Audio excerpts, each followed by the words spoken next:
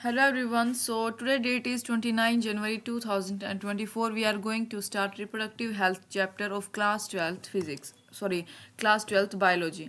तो भाई स्टार्ट करते हैं क्वेश्चन नंबर 1 से.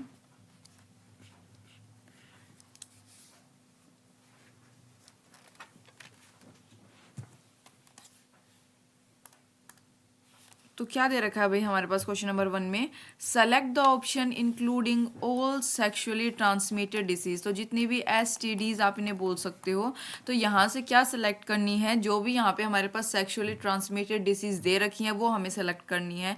तो भाई डायरेक्ट ये क्वेश्चन को कराने से पहले मैं थोड़ा सा बेसिक आपको बताऊंगी कि भाई सेक्सुअली ट्रांसमिटेड डिसीज एक्चुअली इसमें होती क्या है. ठीक है.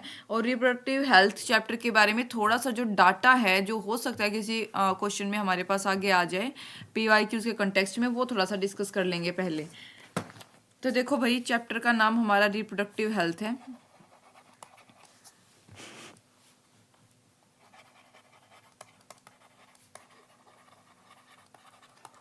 WHO यानी वर्ल्ड हेल्थ ऑर्गेनाइजेशन के अनुसार भाई जो रिप्रोडक्टिव हेल्थ की डेफिनेशन क्या है, टोटल वेल बींग, मतलब कि फिजिकली, मेंटली, इमोशनली, सोशली, हर तरीके से जो इंडिविजुअल स्वस्थ है उसको हम क्या कह सकते हैं कि वो रिप्रोडक्टिवली भी हेल्दी है.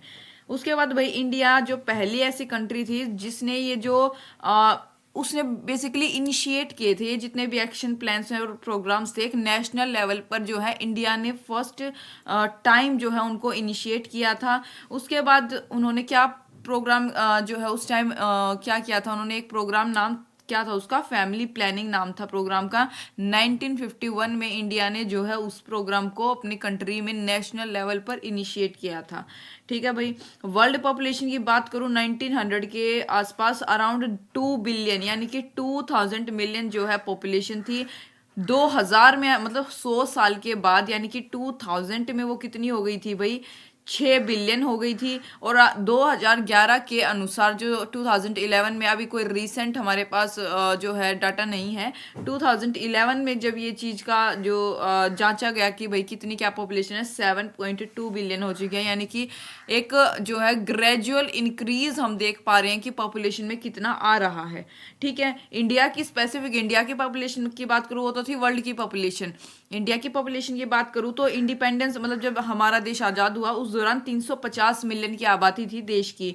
2000 मई 2000 में इसने 1 बिलियन को क्रॉस कर दिया था. और मई 2011 के अनुसार 1.2 बिलियन जो है इंडियन की पॉपुलेशन थी. ठीक है भाई. आप ये समझ सकते हो कि every 6th person in the world is an Indian, मतलब बहुत बड़ी लाइन है ये कि भाई हर एक छठा इंसान इस वर्ल्ड में, पूरे वर्ल्ड की बात करूँ, वो आपको इंडियन मिल जाएगा. ठीक है. उसके बाद हम बात करेंगे भाई STDs की. जो मेरे पास क्वेश्चन आया है, वैसे बेसिकली जिस प्रकार का क्वेश्चन आएगा उससे को रिलेटेड हर एक कंसेप्ट जो है मैं आपको समझाती भी रहूंगी. ठीक है. तो सबसे पहले बात करेंगे किसकी, STDs या STI भी इसे हम बोल सकते हैं. क्या मतलब होता है इसका, sexually transmitted infection. Sexually transmitted infection हम इसको बोल सकते हैं. और ये जो मतलब थोड़ा सा सर्वे वगैरह होते हैं उनके अनुसार ये STDs या STI 15 से लेकर 24 साल के जो भी यूथ होते हैं उनमें इसका खतरा थोड़ा सा ज़्यादा है. ठीक है. और इसमें क्या क्या आते हैं, कौन से जो है इसके अंडर इन्फेक्शन आते हैं, क्या किस कौन सा वायरस बैक्टीरिया, वो मैं उसकी एक टेबल बना के यहाँ पे आपको दिखा दूंगी. आप उसका स्क्रीनशॉट ले सकते हो, उसको अच्छे से रीड आउट कर लेना. ठीक है. ईजी हो जाएगा क्योंकि STDs STI के ऊपर भी अच्छे खासे क्वेश्चन आ जाते हैं भाई. 2-4 क्वेश्चन, मतलब ये चैप्टर क्या है भाई, काफ़ी ईजी. रिप्रोडक्टिव हेल्थ बहुत ईजी चैप्टर है, बहुत छोटा चैप्टर है, बहुत ईजी चैप्टर है. आप इजीली इसके गो थ्रू करके इसको समझ सकते हो. इसमें जितनी भी चीज़ें दे रखी हैं उन सबको याद भी रख सकते हो. तो भाई मैं आपको सबसे पहले इसमें हमारे पास क्या है, गोनोरिया. ठीक है. मैं इनके बारे में बताऊंगी, पहले मैं लिख देती हूँ भाई. दूसरा हमारे पास होता है सिफिलिस, हेपेटाइटिस B. ठीक है. Genital warts, genital herpes, chlamydiasis, mydiasis, trichomoniasis. और फिर हमारे पास आता है भाई एड्स. एड्स से मुझे लगता है कि आप सभी लोग जो है थोड़े फेमिलियर होंगे. ठीक है, क्योंकि सुना होगा शब्द, भाई नेशनल एड्स डे भी होता है। तो मैं यहाँ पे आपको बता देती हूँ इस कंटेक्स्ट में, जो HIV इन्फेक्शन होता है भाई, ह्यूमन इम्यूनो वायरस, ये सबसे ज़्यादा डेंजरस माना जाता है। मोर डेंजरस, मतलब मोर नहीं भाई, मोस्ट ही बोल सकते हो आप इसको, मोस्ट डेंजरस ये होता है। ठीक है, और मैं आपको बताती हूँ कि भाई STI के कोज क्या क्या होते हैं। ठीक है, किस वजह से STI हो सकता है। सबसे पहले इसके अर्ली सिम्टम्स जान लो कि भाई क्या सिम्टम हो सकते हैं इसके। देखो अर्ली सिम्टम क्या हो सकते हैं अगर STI वगैरह के, मतलब ये नेसेसिटी नहीं है, ये जस्ट इसके कोज बताए जा रहे हैं कि भाई ईचिंग होगी। ठीक है, जो प्यूबिक एरिया होता है वहाँ पे ईचिंग महसूस हो रही है, फ्लूइड डिस्चार्ज होना।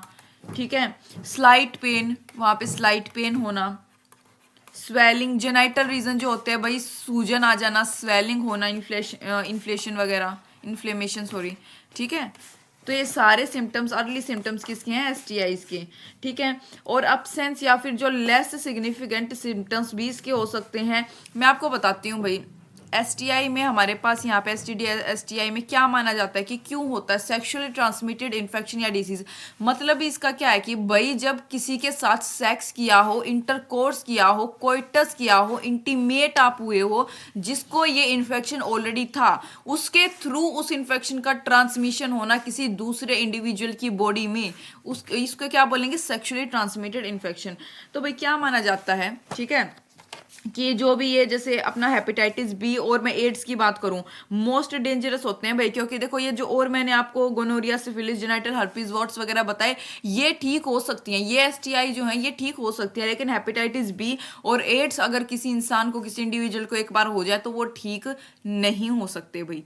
ठीक है, तो क्या माना जाता है कि भाई जो है देखो इसके ये कारण सभी को नहीं पता होते, लेकिन मैं बताती हूँ। देखो कहीं से अगर ब्लड ट्रांसफ्यूजन हो गया है, किसी जो इन्फेक्शन वाले इंसान का ब्लड किसी हेल्दी में ट्रांसफ्यूज हो गया है, तो उस वजह से वो इन्फेक्शन हो सकता है। ठीक है भाई, दूसरा कि जो शेयरिंग ऑफ इंजेक्शन, जो इंजेक्शन की निडल होती है भाई, उसकी शेयरिंग कारण की भाई, मान लो डॉक्टर ने एक जो है इंसान को इंजेक्शन लगा दिया, ठीक है, उसको था भाई मान लो एड्स, अब उसी इंजेक्शन के साथ उसने दूसरे को भी इंजेक्शन लगा दिया। अब भाई जिसको एड्स वाले को इंजेक्शन लगाया उसे कुछ ना कुछ इन्फेक्शन तो उस जो है इंजेक्शन के ऊपर लग गए। ठीक है, उसकी वजह से अब उस दूसरे को भी एड्स हो गया, तो ये कारण भी हो सकता है। ठीक है, सर्जिकल सर्जरीज वगैरह होती हैं। ठीक है, ऑब्वियसली भाई सर्जरी करने में तो सर्जिकल इंस्ट्रूमेंट जितने भी डॉक्टर सर्जन वगैरह यूज करते हैं वो तो हर पेशेंट के लिए होते हैं, तो बिना उनकी जो है मतलब अच्छे से क्लीन करे बगैर उनका यूज करना किसी दूसरे के ऊपर, मतलब दूसरे के उसी उन औजारों से लगे हुए हैं जिसके ऊपर वो इन्फेक्शन लगा हुआ है, तो उसकी वजह से भी क्या हो सकता है भाई, ट्रांसमिशन हो सकता है सेक्सुअली ट्रांसमिटेड इन्फेक्शन का। ठीक है, ऐसा भी हो सकता है भाई इन्फेक्टेड मदर से फीटस में हो जाए। आप जानते हो भाई प्लेसेंटा के थ्रू जो है फीटस अपनी जो है मदर से जुड़ा होता है। ठीक है, और उनका जो है कॉन्स्टेंट न्यूट्रिएंट एक्सचेंज होना या फिर जो है ब्लड का थोड़ा बहुत ट्रांसफ्यूजन ये होता रहा। ब्लड का ट्रांसफ्यूजन कब होता है मैं बताती हूँ। देखो जब डिलीवरी का टाइम आता है, यानी पार्चुरेशन जिसको हम बोलते हैं बायोलॉजी में, जब वो टाइम आता है तो उस दौरान क्या होता है, कुछ अमाउंट ऑफ ब्लड जो मदर का फीटस का दोनों का मिक्स हो जाता है। अगर भैया मदर को कोई इन्फेक्शन ऐसा STI वाला, एड्स, हेपेटाइटिस बी, जेनाइटल कुछ भी, तो वो क्या आपको ब्लड के थ्रू भाई फीटस में भी चला गया वो तो। ठीक है, तो ये भी एक रीजन हो सकता है। लेकिन क्या माना जाता है भाई किसी को, और कुछ जो है लोग क्या होते हैं भाई, STI किसी को दिक्कत है, ऐसा कोई प्रॉब्लम हो जाती है, एड्स हो जाए, हेपेटाइटिस बी हो जाए, वो इस बात को ना तो अपनी फैमिली के सामने बताते हैं, ना कहीं बाहर डॉक्टर को दिखाने जाते हैं। ठीक है, एक स्टिग्मा बना के रख दिया है मतलब हमारी सोसाइटी में इस चीज का कि भाई अगर किसी को STI हुआ है तो सिर्फ एक ही नजर से उसको देखा जाता है कि भाई उसने जरूर किसी ऐसे इंसान के साथ सेक्स किया है जिसको ऑलरेडी एक सेक्सुअली ट्रांसमिटेड डिसीज या इन्फेक्शन था। लेकिन भाई ये टोटली रॉन्ग है।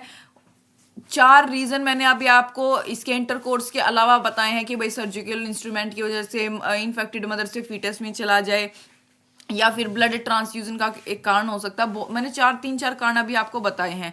तो देखो अपनी जान जो है अगर मतलब जान तो भाई सभी को ही प्यारी होती है, तो अगर किसी को भी ऐसा कुछ लगता है कि उसको कोई ऐसी STI या मतलब ऐसी कोई गोनोरिया हो सकता है, एड्स, हेपेटाइटिस भी, कोई भी परेशानी अगर किसी को महसूस हो रही है, तो भाई बिना सोसाइटी के सोचे, बिना अपने फैमिली वालों की, इज्जत इस चीज में नहीं होती भाई। ठीक है, कि आप मर रहे हो, आपके परिवार वाले इस भ्रम में है कि ये बात बाहर निकली हमारी इज्जत चली जाएगी, इसमें कुछ नहीं है, मतलब ये कोई इज्जत वाली बात नहीं होती। ठीक है, डॉक्टर को भाई जितनी जल्दी आप जो है ये चीज मतलब दिखाते हैं, कोई भी इंडिविजुअल हुआ, ठीक है, जैसे मैंने आपको बताई हेपेटाइटिस बी और एड्स को छोड़ के जितने भी है सिफिलिस, जेनेटल हर्पिस, क्लेमाइडियोमोनास, ट्राइकोमोनियासिस, ये वगैरह मैंने बताई, ये भाई क्योर हो सकता है, इनका एक अच्छी जो है इनिशियल स्टेज पे क्योर हो जाता है। लेकिन भाई अगर इंसान जाएगा ही नहीं डॉक्टर के पास तो देखो हेल्थ डेटरियोट होती ही होती है, ठीक है। तो बेहतर ये होता है कि बिना समाज की ज़्यादा सोचे, बिना फैमिली मेम्बर्स की इज्जत के बारे में सोचे, अपनी जो हेल्थ है, अपनी जो जान है, खुद के हाथ में ही होती है। बहुत खुद इंसान जानता है कि भाई उसको किस कारण से जो है ये इन्फेक्शन या कोई डिसीज या कुछ भी होता है, इंसान को पता होता है। तो भाई ये जो स्टिग्मा है ना, इसकी वजह से सोसाइटी में एड्स के बारे में एड्स तक के बारे में जो अच्छे से बात नहीं हो पाती। भाई किसी को एड्स का कोई पेशेंट है तो उसको बहुत बुरी नज़रों से देखा जाता है, ठीक है, बहुत बुरे तरीके से उसको ट्रीट किया जाता है। हेपेटाइटिस भी, इवन भाई कुछ डॉक्टर्स भी ऐसे होते हैं कि जो मतलब इस चीज़ को हेपेटाइटिस बी जो अगर किसी पेशेंट को हो जाए, ऐसे डॉक्टर हैं भाई, सही में ऐसे डॉक्टर होते हैं कि उनको वो डायरेक्ट मुंह पे बोलते हैं कि भाई मतलब ऐसे बहुत ही वल्गर लैंग्वेज का यूज़ करते हैं वो इस चीज़ के लिए, ठीक है। तो ये बहुत बड़ा स्टिग्मा बन चुका है भाई सोसाइटी में इस चीज़ का कि आपको जो है ये एसटीआई हो रहा है तो सिर्फ एक ही कारण है उसका, लेकिन ऐसा नहीं होता है।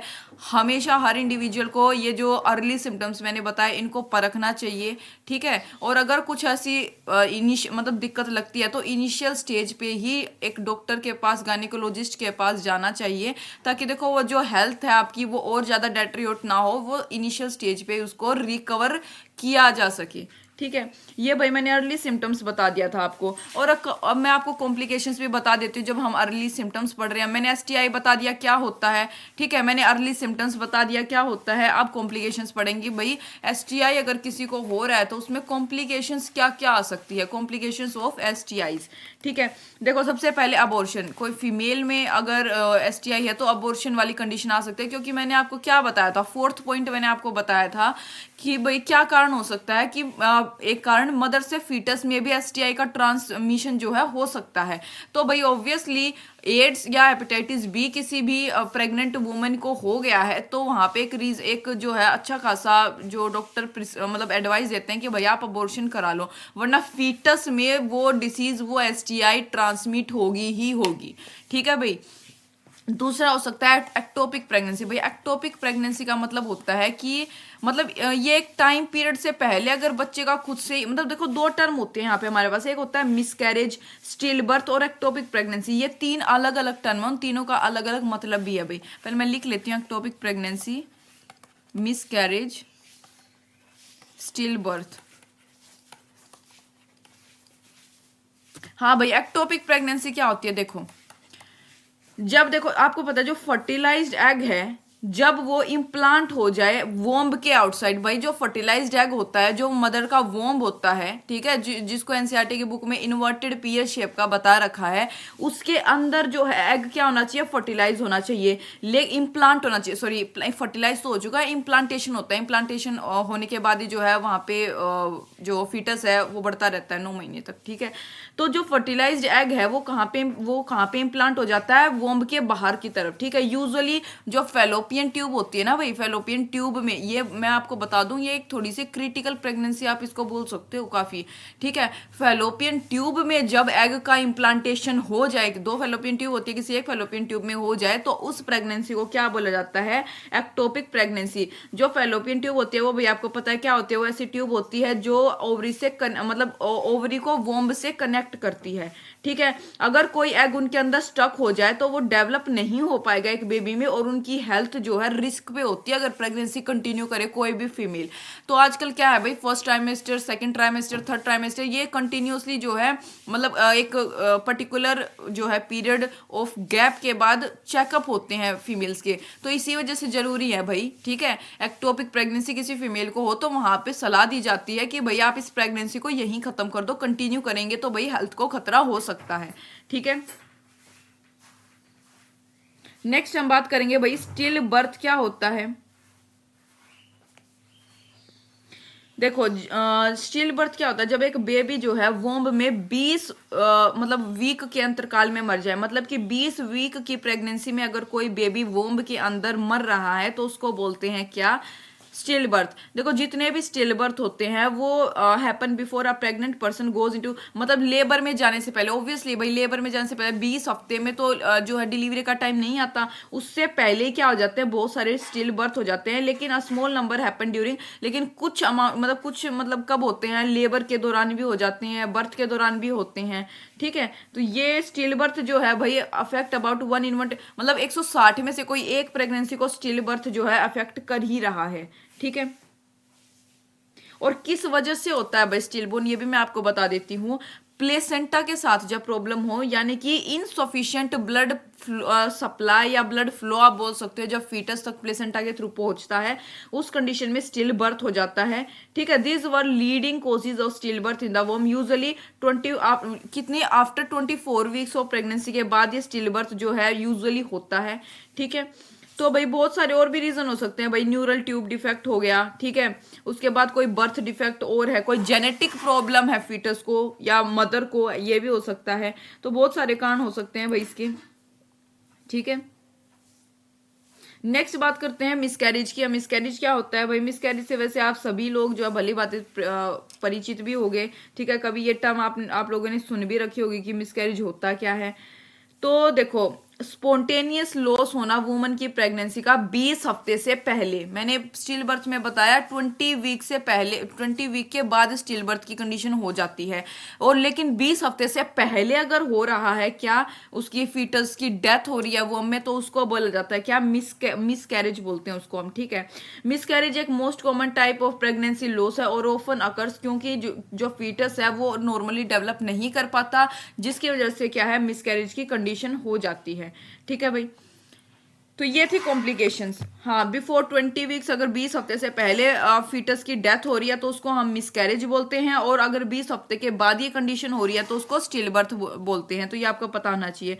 उसके बाद भाई अगर रिप्रोडक्टिव ट्रैक्ट में मतलब अगर एसटीआई है, तो जो रिप्रोडक्टिव ट्रैक्ट है उसमें कैंसर की कंडीशन भी हो सकती है, cancer is in reproductive tract. उसके बाद क्या हो सकता है भाई, इनफर्टिलिटी, यानी बच्चे पैदा करने में असमर्थ, जब कोई भी कपल हो सकता है एसटीआई के कारण, ठीक है। तो ये सारे क्या है भाई, इसमें कॉम्प्लिकेशंस आ सकती हैं। उसके बाद कॉम्प्लिकेशन पढ़ ली, अर्ली सिम्टम्स पढ़ लिया, एसटीआई पढ़ लिया कि क्या से मतलब कौन से होते हैं। प्रिवेंशन की बात करेंगे। जब हमने सारी चीजें पढ़ ली तो ये भी तो पता होना चाहिए कि भाई इससे बचाव के कोई रास्ते हैं नहीं है, प्रिवेंशन क्या है। तो भाई हमेशा जो है अवॉइड सेक्स विद मल्टीपल या अननोन पार्टनर, भाई मल्टीपल या अननोन पार्टनर के साथ सेक्स करने से बचना चाहिए, ठीक है। अवॉइड, क्योंकि नहीं पता होता भाई किसको एसटीआई है, ठीक है, मतलब कोई भी इन्फेक्शन या सेक्सुअली ट्रांसमिटेड डिसीज किसी को भी हो सकती है। अगर इंटरकोर्स हो रहा है तो ऑलवेज यूज कोंडम, कोंडम का यूज करना चाहिए, ताकि भाई जो भी एसटीआई है वो दूसरे के अंदर ट्रांसमिट ना हो सके, ठीक है। तीसरा क्या है कि भाई go to doctor in early symptoms, doctor को के पास जाना चाहिए अगर अर्ली सिम्टम्स हैं तो, ठीक है। 3 बताए मैंने, हमेशा कोंडम यूज करना चाहिए, मल्टीपल या अननोन पार्टनर के साथ सेक्स करने से बचना चाहिए, डॉक्टर के पास जाना चाहिए अगर अर्ली सिम्टम्स आपको ऐसा लग रहा है कि भाई कुछ मतलब भाई कोई भी दिक्कत लगे, एक बार तो गायनेकोलॉजिस्ट के पास जाना ही चाहिए। हो सकता है इंसान भ्रम में हो, ठीक है। ऐसा नहीं है कि भाई 100% जो सिम्टम्स मैंने बताया उसकी उसका मतलब यही है कि एसटीआई ही हो चुका है आपको, या मतलब एसटीआई सेक्सुअल ट्रांसमिटेड डिसीज ही उसका मतलब है, ऐसा नहीं होता भाई। बहुत सी छोटी मोटी चीजें, छोटी मोटी बीमारियां, छोटी मोटी इन्फेक्शन और भी होते हैं, ठीक है।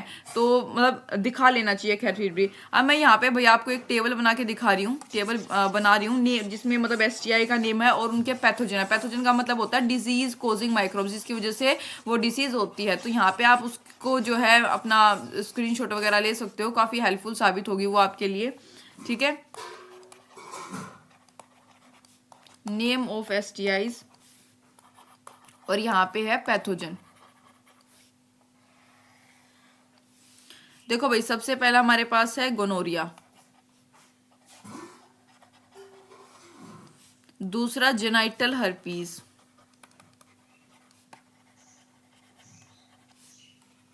नेक्स्ट है भाई जेनाइटल वार्ट्स,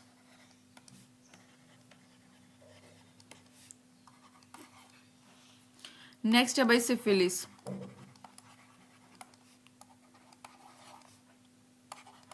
नेक्स्ट है ट्राइकोमोनाज, नियसिस। नेक्स्ट है भाई क्लेमाइडियसिस। ठीक है, तो ये 6 जो है मैं आपको दिखा रही हूँ यहाँ पे करके। ये देखो, गोनोरिया जिस पैथोजन के कारण होता है उसका नाम होता है निसेरिया गोनोरिये। ये भाई एक बैक्टीरियम होता है। ठीक है, जेनाइटल हर्पीज की बात करूं तो ये किसी वजह से होता है, हर्पीज सिंप्लेक्स वायरस। ठीक है, ये इसका पैथोजन होता है। जेनाइटल वार्ड्स की बात करूं तो ह्यूमन पेपिलोमा वायरस। ठीक है, ये भी एक वायरस है। सिफिलिस की बात करूं तो ट्रिपोनिमा पैलिडम। ये भी क्या है भाई, एक बैक्टीरियम है। ठीक है, ट्राइकोमोनियसिस की बात करूं तो ये ट्राइकोमोनास वजाइनलिसिस, वजाइनलिस। ठीक है, ये क्या है भाई, ये प्रोटोजोआन है। ठीक है, क्लेमाइडियसिस की बात करूं तो किसकी वजह से होता है, क्लेमाइडिया ट्रेकोमेटिस। ठीक है, किसकी वजह से, क्लेमाइडिया ट्रेकोमेटिस। ठीक है, इसका ऐसे नहीं बिल्कुल रटने बैठ जाओगे, आपको एक बार 3-4 बार कांस्टेंट रीडिंग करूंगी, अपने आप आपके दिमाग में बैठ जाएगा। फिर कोई भी क्वेश्चन आएगा, ऑप्शन आपको दिखेगा, आप उसको इजीली कर पाओगे। तो भाई मैंने आपको एसटीआई के बारे में इस क्वेश्चन में ही सारा सब कुछ बता दिया है। अब मैं जो है अपने मेजर क्वेश्चन की तरफ मूव करूंगी। तो यहाँ पे बताना है सेक्सुअली ट्रांसमिटेड डिसीज कौन से। अब मैंने आपको खुद से ही, आप जो है मुझे ऐसा लग रहा है कि कैपेबल हो गए इस क्वेश्चन का आंसर ढूंढने में। तो भाई कौन सा होगा, गोनोरिया, मलेरिया। अभी क्या हमने एसटीआई कोई मैंने आपको मलेरिया बताई है, एड्स, मलेरिया, फिर आ गया फाइलेरिया भी नहीं होती, कैंसर क्या एसटीआई होती है, गोनोरिया, सिफिलिस, जेनाइटल हर्पीज। ये बिल्कुल ठीक है भाई, डी ऑप्शन बिल्कुल करेक्ट है। मुझे नहीं लगता कि इस क्वेश्चन में किसी को प्रॉब्लम हुई होगी। विच of the following is correct, भाई करेक्ट स्टेटमेंट बतानी है कौन सी है। IUDs suppress gametogenesis. देखो भाई, ये क्वेश्चन कराने से पहले मैं आपको पूरा आईयूडीज वाला यहाँ पे जो टॉपिक कराऊंगी। ठीक है, कि आईयूडीज एक्चुअली में होते क्या हैं।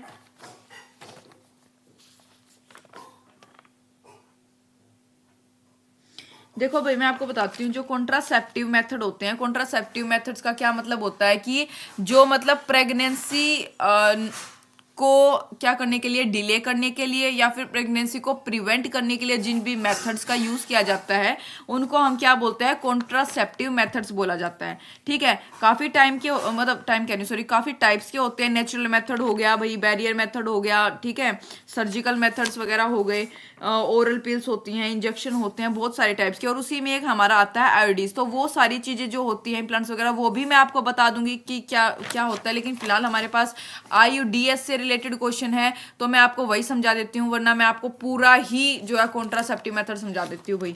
ठीक है, आगे क्वेश्चन मैं देख पा रही हूँ, थर्ड क्वेश्चन में हमारे पास पिल्स, इमरजेंसी कॉन्ट्रासेप्टिव वगैरह का जिक्र है यहाँ पे, सीयूटी यहाँ पे कॉपर टी वगैरह का। तो एक काम करते हैं, पूरा कॉन्ट्रासेप्टिव मेथड आराम से समझते हैं पहले, फिर सारे क्वेश्चन जो है एक ही फ्लो में करते चले जाएंगे। ठीक है, ये मेरे हिसाब से एक अच्छा ऑप्शन रहेगा।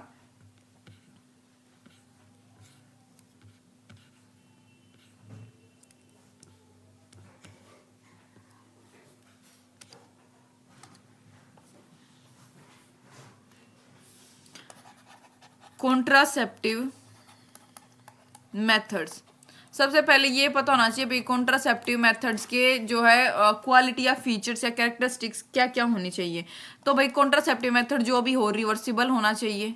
ठीक है, उसकी रिवर्सिबिलिटी अच्छी खासी होना चाहिए भाई, कि ठीक है अगर एक टाइम पे उसको यूज किया जा रहा है प्रेगनेंसी प्रिवेंट करने के लिए, तो अगर उसका यूज हम बंद कर देते हैं तो वापिस से जब प्रेगनेंसी की इच्छा हो तो प्रेगनेंसी जो है अटेन हो सके। ठीक है, कंसीव हो सके। नेक्स्ट है भाई इजीली अवेलेबल। भाई अवेलेबिलिटी भी मतलब इसकी अच्छी खासी होनी चाहिए। ठीक है, अगर मुश्किल से वो मिल रहा है तो फायदा क्या उसका। ठीक है, कॉन्ट्रासेप्टिव इजीली अवेलेबल होना चाहिए, यूजर फ्रेंडली होना चाहिए भाई। ठीक है, यूजर इजीली उसको यूज कर पाए। उसके बाद लीस्ट, उसके भाई साइड इफेक्ट कम होने चाहिए। ठीक है, लीस्ट साइड इफेक्ट के साथ कॉन्ट्रासेप्टिव मेथड होना चाहिए। सेक्सुअल ड्राइव या फिर सेक्सुअल डिजायर के साथ कोई इंटरफेरेंस नहीं होना चाहिए। ठीक है, no interfere in sexual desire या फिर डिराइव, वो क्या था अपना ड्राइव। ठीक है, उसके बाद भाई वेरी इफेक्टिव, भाई ऑब्वियसली इफेक्टिवनेस ज़्यादा होनी चाहिए तभी तो इसका यूज़ करेंगे लोग, ठीक है। तो यहाँ पे इनमें से अब ये तो मैंने आपको बता दिए सारे इसके फीचर्स हैं। यहाँ पे आप पढ़ेंगे हम इसमें सबसे पहला कॉन्ट्रासेप्टिव मेथड हमारे पास कौन सा है, नेचुरल मेथड, या फिर इसको आप क्या बोल सकते हो, ट्रेडिशनल मेथड, ठीक है। नेचुरल या फिर ट्रेडिशनल मेथड इसको हम बोल सकते हैं। इसमें क्या होता है भाई, इसका मतलब नेचुरल मेथड और ट्रेडिशनल मेथड में मैं बताऊंगी कि कौन से तीन आगे फर्दर इसके मेथड है जिससे कि थोड़ा सा प्रिवेंट करते हैं, उसको प्रेगनेंसी को प्रिवेंट करने की कोशिश की जाती है। सबसे पहले नेचुरल मेथड में होता क्या है ये समझो कि इसमें क्या किया जाता है, अवॉइडिंग चांस ऑफ ओवम और स्पर्म की जो मीटिंग है उसको जो है अब ओवम और स्पर्म को मिलने से ही मतलब रोका जाता है, ठीक है। Ovum and sperm meeting, obviously भाई ओवम और स्पर्म आपस में फ्यूजन करेंगे तो जाइगोट बनेगा ही, तो आगे फर्टिलाइजेशन, प्लांटेशन और अपना जो है इम्प्लांटेशन वगैरह फिर तो आगे होगी, ठीक है भाई। तो यहाँ पे क्या किया जाता है, avoiding chance of ovum and sperm meeting. Failure chances भाई नेचुरल मेथड में बहुत ज़्यादा होते हैं, फेलियर चांसेस इसके हाई होते हैं, मैं बताऊंगी कैसे होते हैं। Failure chances are high. कोई देखो नेचुरल मेथड में ना तो कोई मेडिसिन लेनी पड़ती भाई, नो मेडिसिन, नो डिवाइस, किसी डिवाइस का यूज़ नहीं, जैसे हम आईयूडीज में मैं आपको बताऊंगी डिवाइस का यूज़ किया जाता है। और इसके साइड इफेक्ट तो बिल्कुल नहीं होते भाई, साइड इफेक्ट इसके नल होते हैं, लेकिन फेलियर चांसेस काफ़ी हाई होते हैं। अब सबसे पहला इसमें मेथड हमारे पास कौन सा आता है नेचुरल में, पीरियोडिक एब्सटीनेंस, ठीक है, एब्सटीनेंस। इसमें क्या होता है भाई, इसका दूसरा नाम रिदम मेथड भी होता है, इसको रिदम मेथड भी हम बोल सकते हैं। इसमें क्या होता है भाई, avoid intercourse during fertile days, जो भाई मेंस्ट्रुअल साइकिल के फर्टाइल डेज होते हैं उस दौरान हमेशा इंटरकोर्स क्या करना चाहिए, अवॉइड करना चाहिए, यानी कि 10 to 17 days of menstrual cycle, ठीक है। आपको मैं बता दूं कि जो मेंस्ट्रुएशन साइकिल होती है 28 to 29 डेज की होती है, बाकी ये वेरी करती है फीमेल टू फीमेल। इसमें जो 14th डे ऐसा आता है जिसको आप ओव्यूलेशन का डे भी बोल सकते हो, जो मेंस्ट्रुअल साइकिल का 14th डे होता है भाई उस दौरान ओव्यूलेशन होता है फीमेल में, यानी कि जो LH यानी ल्यूटिनाइजिंग हार्मोन और फॉलिकल स्टिमुलेटिंग हार्मोन अपनी पीक पे होते हैं उस टाइम पे, ठीक है। अगर उस दौरान ओवम को स्पर्म मिल गया तो प्रेगनेंसी होने के चांसेस 90% होते हैं या इससे ज्यादा भी हो सकते हैं, ठीक है भाई। तो ये जो 10 to 17 डेज वाला टाइम पीरियड है मेंस्ट्रुअल साइकिल में, ये फर्टाइल डेज इसको हम बोल सकते हैं, काफी फर्टाइल डेज होते हैं, यानी कि इन दिनों के दौरान क्या होती है, ओव्यूलेशन हो जाती है भाई, ठीक है, ओव्यूलेशन अकर्स, ठीक है। तो भाई जब ये टाइम पीरियड हो तो उस दौरान इंटरकोर्स करने मतलब इंटरकोर्स को अवॉइड करना चाहिए अगर प्रेगनेंसी को जो है नहीं चाहता है कोई भी कपल, ठीक है। तो पीरियोडिक एब्सटिनेंस ये एक मेथड है। दूसरा मेथड हमारे पास होता है विदड्रॉल और कोइटस इंटरप्ट्स। देखो इसमें क्या होता है भाई, जो मेल होता है, जो मेल पार्टनर होता है वो विदड्रॉ, जो उसका पीनस होता है भाई उसके अपने पीनस को क्या कर लेता है, विदड्रॉ कर लेता है वजाइना से, ठीक है, from vagina just before ejaculation. मतलब कि ऑब्वियसली भाई इंटरकोर्स करा कोई कपल, ठीक है, मेल और फीमेल, तो मेल क्या करेगा भाई, इजैकुलेट करता है, स्पर्म का सीमेन का इजैकुलेशन होता है इंटरकोर्स के दौरान, तो जस्ट बिफोर इजैकुलेशन वजाइना के अंदर, इजैकुलेशन से पहले ही वो वजाइना से अपने पीनस को क्या कर लेता है, विदड्रॉ कर लेता है, ताकि वहां पे क्या ना हो सके, इंसेमिनेशन ना हो, ठीक है, टू अवॉइड इंसेमिनेशन का मतलब कि जो स्पर्म है वो वजाइना के अंदर, स्पर्म या सीमन जो है वजाइना के अंदर ना जा पाए, ठीक है।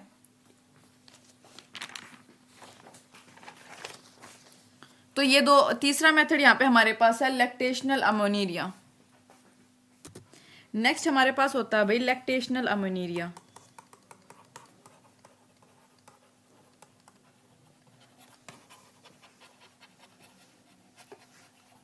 इसमें क्या होता है भाई, जो ओव्यूलेशन और साइकिल होती है फीमेल्स में, ओव्यूलेशन और जो साइकिल होती है भाई वो इंटेंस लैक्टेशन के दौरान नहीं होती फीमेल में। लैक्टेशन का मतलब होता है जब वो मिल्क फीडिंग वाला टाइम होता है, जब डिलीवरी के बाद बेबी को फीड करती है मदर मिल्क, उसको बोलते हैं इंटेंस लैक्टेशन वाला टाइम। और ये इंटेंस लैक्टेशन वाला जो टाइम होता है वो पहले 6 महीने का होता है, यानी कि इस दौरान क्या होगा, हाई सिक्रेशन होता है प्रोलैक्टिन का। प्रोलैक्टिन यानी कि जो मिल्क प्रोड्यूसिंग हार्मोन होता है उसका सिक्रेशन बहुत ज्यादा होता है, जो कि जीएनआरएच की एक्टिविटी को सुप्रेस कर देता है। जीएनआरएच को क्या होता है भाई, गोनेडोट्रोफिन हार्मोन, के हमारे पास क्लास 11 की बायोलॉजी का लास्ट चैप्टर है हार्मोन्स वाला, वहां पे हम अच्छे से सारी चीजें पढ़ते हैं।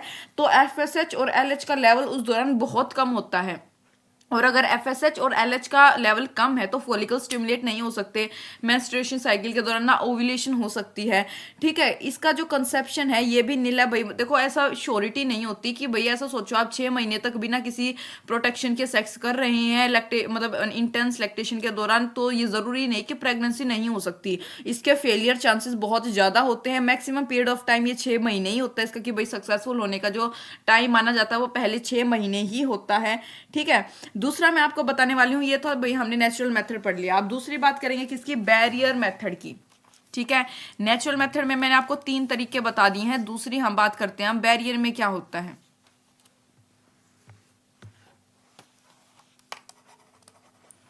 बैरियर मेथड, देखो बैरियर मेथड में क्या होता है भाई, सबसे पहले मेल और फीमेल दोनों के लिए बैरियर मेथड होते हैं। इसमें जो ओवम और स्पर्म होते हैं ये प्रिवेंट किए जाते हैं कि ये फिजिकली मीट ना हो बैरियर्स की मदद से। हम यहाँ पे 3 से 4 टाइप के पढ़ेंगे, जिसमें एक हमारे पास कोंडम, उसके बाद हमारे पास दूसरा है सर्विकल कैप। ठीक है, फिर हमारे पास आते हैं वोल्ट्स, उसके बाद क्या आता है भाई, डायफ्रेगम्स। ठीक है, सबसे पहले तो भाई मैं आपको कोंडम के बारे में बताना चाहूंगी। कोंडम भाई कैसा होता है, देखो ये एक थिन रबर, आप इसको बोल सकते हो बिल्कुल बहुत पतली रबर, या फिर एक लेटेक्स शीट का ये बना होता है। ठीक है, ये क्या करता है, अगर मिल, देखो सबसे पहले बता देती हूँ, कोंडम मेल और फीमेल दोनों के लिए होते हैं। ये क्या करता है, जो पीनस होता है मेल्स में उसको कवर कर लेता है। ठीक है, इन मेल्स या फिर वजाइना में या फिर फीमेल में वजाइना और सर्विक्स को कवर करता है। ठीक है, सो दैट जो इजैकुलेटेड सीमन होता है भाई वो फीमेल रिप्रोडक्टिव ट्रैक्ट में एंटर ही ना कर पाए। ठीक है, इसके लिए होता है भाई। इससे प्रिवेंशन मिल सकती है एसटीआई से भी, यानी कि एड्स या हेपेटाइटिस बी जो होते हैं, एसटीडीज बहुत सारे, उनसे। फीमेल कॉन्डम्स को क्या बोला जाता है भाई, उनको कॉन्डम्स नहीं, उनको फेमिडन्स बोला जाता है। ठीक है, एक निरोध ब्रांड काफी पॉपुलर है। जो निरोध जो होता है भाई एक, ये काफी जो है फेमस मेल कॉन्डम होता है। ठीक है, निरोध, ये याद रखोगे, इसके ऊपर क्वेश्चन आपको मिल सकता है। उसके बाद जो है कॉन्डम्स कैसे होते हैं भाई, रीयूजेबल और डिस्पोजेबल होते हैं। कैसे होते हैं, रीयूजेबल और डिस्पोजेबल।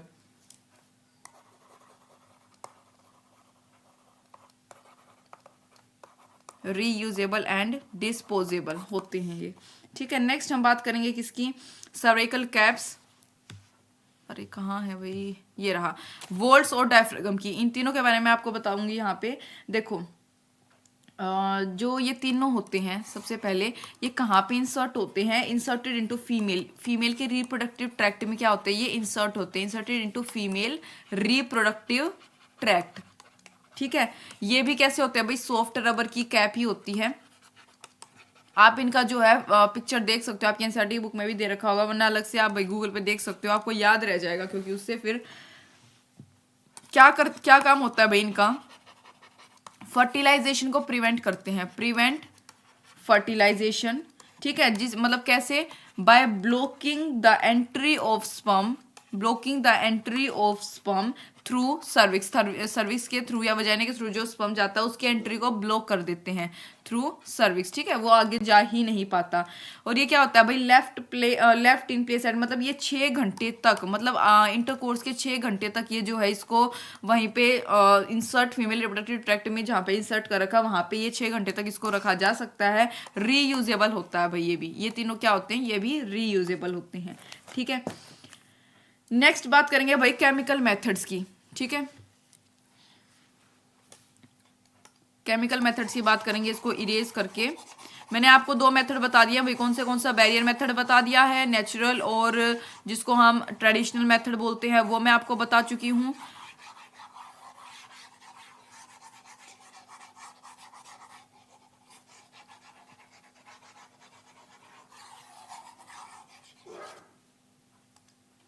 नेक्स्ट हम बात करेंगे भाई केमिकल मेथड्स।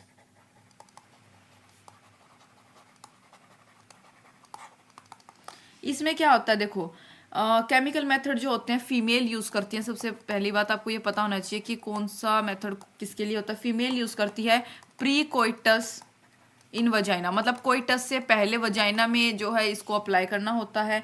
ठीक है, स्पर्म फ्रॉम, ये क्या करती है भाई, स्पर्म को प्रिवेंट करती है, sperm from entering uterus. Sperm from entering मतलब यूट्रस में स्पर्म को एंटर करनी ही नहीं देती। ठीक है भाई। केमिकल मेथड में एक हमारे पास होती है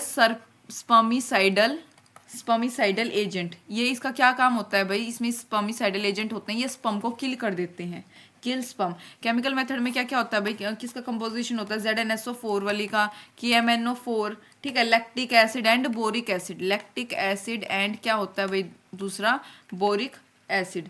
ठीक है, नेक्स्ट मैं बात करूंगी भाई, इसमें होता है जेली, क्रीम्स, फोम्स, टैबलेट्स, ये सारे किसके अंदर मतलब अंतर्गत आते हैं, ये केमिकल मेथड्स के।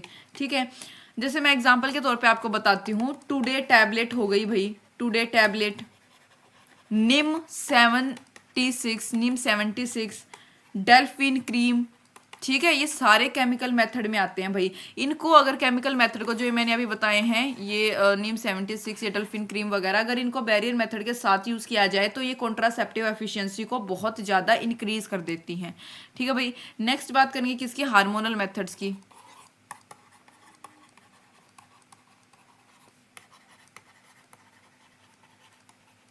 हार्मोनल मेथड की बात करेंगे भाई, देखो इसमें क्या होता है, ये फीमेल ही यूज करती है, मतलब फीमेल के लिए ही होते हैं हार्मोनल मेथड। इसमें क्या होता है देखो, या तो ईदर प्रोजेस्ट्रोन या जिसको आप प्रोजेस्टिन भी बोल सकते हैं, प्रोजेस्ट्रोन, और या फिर कॉम्बिनेशन हो सकता है किसका, एस्ट्रोजन एंड प्रोजेस्ट्रोन का। ठीक है, दोनों का।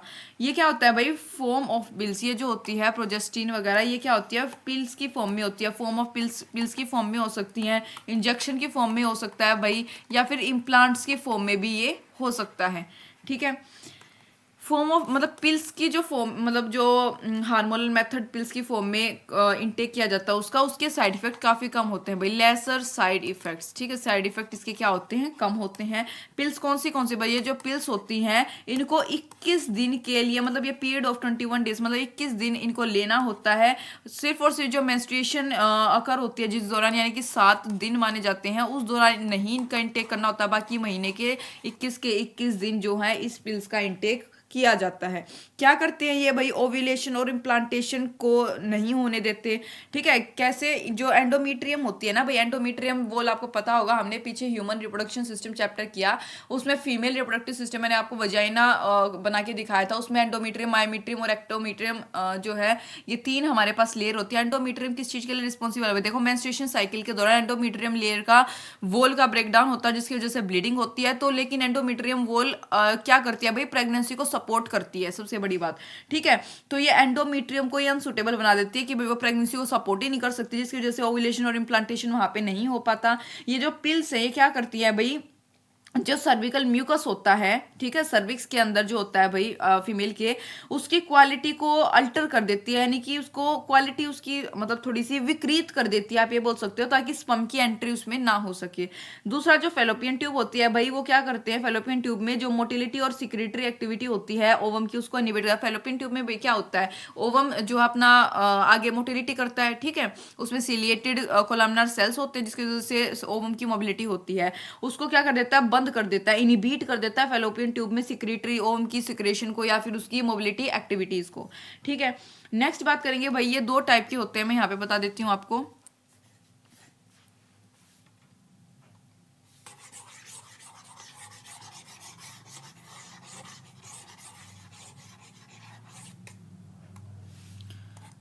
दो टाइप के होते हैं भाई, एक तो होती है मिनी पिल्स, एक होती है भाई कंबाइंड पिल्स। ठीक है, मिनी पिल्स में कौन सा आता है, मिनी पिल्स में सिर्फ और सिर्फ प्रोजेस्टिन होता है भाई, यानी कि ओनली प्रोजेस्ट्रोन। कंबाइंड पिल में दोनों होते हैं भाई, एस्ट्रोजन भी और प्रोजेस्ट्रोन भी। ठीक है, कंबाइंड में ये दोनों आ जाते हैं यहाँ पे। उसके बाद बात करेंगे भाई आगे, जो एक होता है भाई, ये 2 टाइप मैंने आपको बता दिए। ठीक है, इनके बारे में थोड़ा थोड़ा आ सकता है, देखो एनसीईआरटी की बुक में इतनी डिटेल में नहीं दे रखा है, मैं यहाँ पे आपको काफी एक्स्ट्रा चीजें और डिटेल में बता रही हूँ। मोनोफेजिक कंबाइंड पिल, एक होता है भाई मोनोफेजिक कंबाइंड पिल्स। ये क्या होती है भाई, ये एस्ट्रोजन और प्रोजेस्टेरोन सेम अमाउंट में, दोनों ही कैसे हो भाई, जब सेम अमाउंट में हो। ठीक है, एग्जाम्पल इसका होता है इस पिल का माला डी। ठीक है, ये भी प्रेगनेंसी को प्रिवेंट करते हैं, माला एल। ठीक है, ये सारी इसमें आती है। चौथा हमारे पास होता है मल्टीफेजिक कंबाइंड पिल। मल्टीफेजिक कंबाइंड पिल एक होती है। ठीक है, इसमें क्या होता है, सिर्फ भाई एस्ट्रोजन यानी कि ये क्या करता है, मेंटेन्ड एट, मतलब कि सेम, मतलब कि ये क्या करता है, ओस्ट्रोजन का जो लेवल है वो 21 दिन तक सेम मेंटेन करके रखता है। ठीक है, 21 दिन का कोर्स होता है, लेकिन जो अमाउंट ऑफ प्रोजेस्टिन है वो ग्रेजुअली बढ़ता रहता है मल्टीफेजिक कंबाइंड पिल में। एग्जाम्पल इसका है भाई ट्रीक्विलर ऑर्थोनोवम, ये इस टैबलेट का एग्जाम्पल है, मतलब इस कंबाइंड पिल का।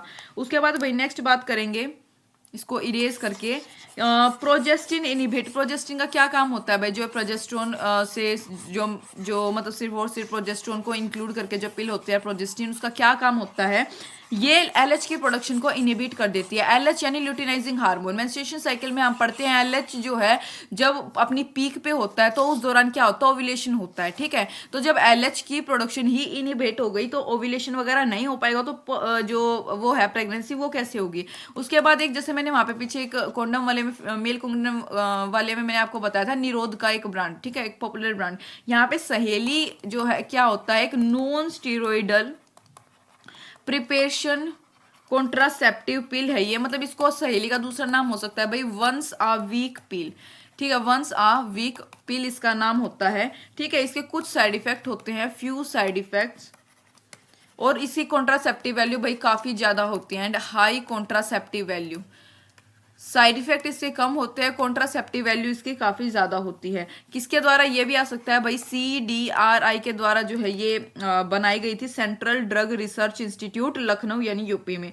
क्या काम करती है भैया, ब्लॉक कर देती है एस्ट्रोजन का जो रिसेप्टर होता है यूट्रस के ऊपर, एस्ट्रोजन के जो रिसेप्टर होते हैं भाई ऑन यूट्रस, और उस जिसकी वजह से क्या नहीं होगा भाई, एस्ट्रोजन को जो एस्ट्रोजन वाला रिसेप्टर है वो यूट्रस पे ब्लॉक हो गया है, यूट्रस में इम्प्लांटेशन होती है, तो जिसकी वजह से क्या नहीं होगी भाई, इम्प्लांटेशन नहीं होगी बच्चे की।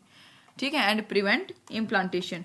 ठीक है, देखो जो इनिशियल स्टेज होती है उसमें तो भाई ये जो है सहेली, ये मतलब पहले 3 महीने तक जो हफ्ते में 2 बार लेनी होती है, उसके बाद जो है सिर्फ हफ्ते में 1 बार इसका जो है इनटेक किया जाता है।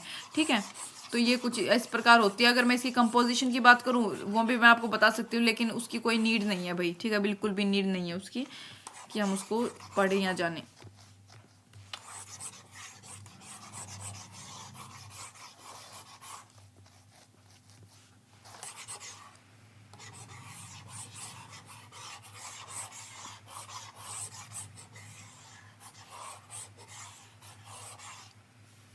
आप देखेंगे भाई नेक्स्ट हमारे पास क्या है, इंजेक्शन। ठीक है, जो अभी मैंने पिल्स का बता दिया, अब इंजेक्शन का, फिर ये अपने पास इम्प्लांट रह जाएगा। उसके बाद हम पढ़ेंगे आईयूडीज। ठीक है भाई, और नहीं उसके बाद हम सर्जिकल मेथड भी देख लेंगे यहीं पे साथ के साथ, और उसके बाद हम आईयूडीज पढ़ लेंगे। और इससे मैं आपको बताती हूँ भाई हमारा चैप्टर का 60-70% पूरा चैप्टर में इसी के साथ सेकंड क्वेश्चन के साथ कवर हो जाएगा। सिर्फ एक हमारे पास इनफर्टिलिटी वाला वो ART वाला अपना वो टॉपिक बचेगा, वो भी किसी क्वेश्चन के साथ हम उसको कवर कर लेंगे, यानी कि 100% चैप्टर कवरेज के साथ में यहाँ पे आपको PYQs हमारे इसके हो जाएंगे। ठीक है, इंजेक्शन की अगर मैं बात करूँ तो भाई जो इंजेक्शन होते हैं ये 3 महीने के लिए इफेक्टिव रहते हैं, इफेक्टिव फॉर 3 मंथ्स, 3 महीने के लिए इफेक्टिव रहते हैं भाई ये। ठीक है, कौन सा मतलब इसमें एग्जांपल इसका आपको इंजेक्शन में कौन सा याद रख सकते हो, DMPA यानी कि deputy medroxy progesterone acetate.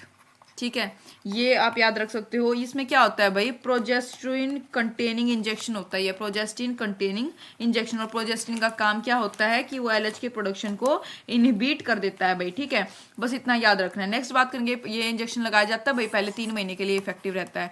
Implants की बात करेंगे, इम्प्लांट्स में क्या होता है भाई, ये इफेक्टिव होता है भाई 3 साल के लिए।